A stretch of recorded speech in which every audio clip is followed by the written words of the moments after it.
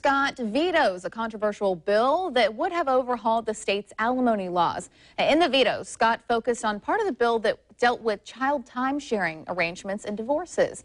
In a statement, the governor said current law directs a judge to consider the needs and interests of children first when determining a parenting plan and time-sharing schedule. This bill has the potential to upend that policy in favor of putting the wants of the parents before the child's best interest by creating a promise of equal time sharing. So joining me now is Rhonda Peoples-Waters to talk about the governor's latest move. And we were talking in the break about it. And, you know, every family has a different situation. So talk about this veto. If it was not to be a veto and if it actually passed, how would it have affected families? Right. Well, this bill basically addresses two major issues. The first component of it addresses alimony. And just like we have with child support guidelines, it would have established some guidelines or calculations for alimony, depending on, you know, like whether you were married 20 years or 2 or 3 years. It puts in this number, and then it makes it more uniform. And then the second part of this bill addressed the time-sharing aspect for families. And it would have basically started off on a level playing field and said each parent, mother and father, when you come in, you're going to be basically assumed to have equal time-sharing, and then basically the judge can make further determinations from there. And what Governor Scott decided clearly was that he did not agree with specifically the time-sharing aspect of this bill. He didn't really address the alimony portion, but he certainly said that he did not want that to be just kind of a uniform beginning field, and he wanted each judge to address that unique situation of each family. So because it was all in one bill, he kind of like, you know, nixed the whole thing because he didn't want one part of it to pass, basically. Absolutely. So talk about, you know, again, every family. A judge right now currently does assess the wants and the need of the child, maybe careers. Everybody has a different schedule. Sometimes it can't be equal time because maybe the mom works crazy hours as a nurse and the dad's a police officer and they have different schedules. So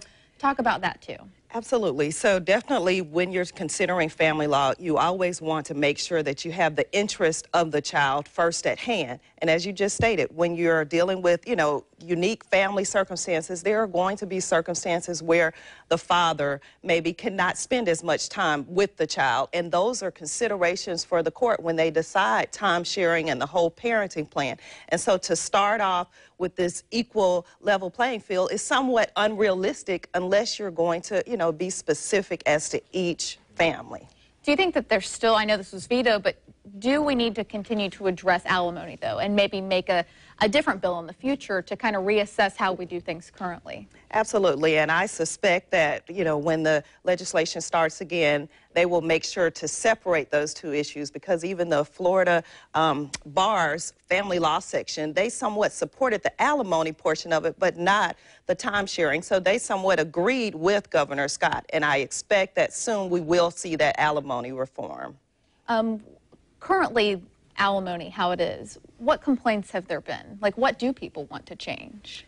Well, a judge basically has their own considerations that they can take into effect as to, you know, really how much each of the spouses are making, how long was the marriage, was there one of the spouses that spent a longer period of time as a homemaker. And so those are the considerations that the judge will now still consider, and they will consider that you know, in the future. But this bill really just makes it more of a uniform practice, and I think that that is certainly something that many people are looking forward to. And families, if you know, mom and dads are at home, how can they make their voices heard? If they have a case, we have a lot of people call the newsroom, and you know, we can't really take on the child support issues and things like that as a news station, but how can they kind of get their voices heard? Well, absolutely. Even in this latest issue where the governor decided to veto, there were, you know, hundreds of thousands of people that responded. We saw that many of them responded actually to the Capitol. So certainly speaking to the legislatures and expressing, you know, our opinions to our legislators and saying this is what we would like to see in this bill is how these laws are going to be made.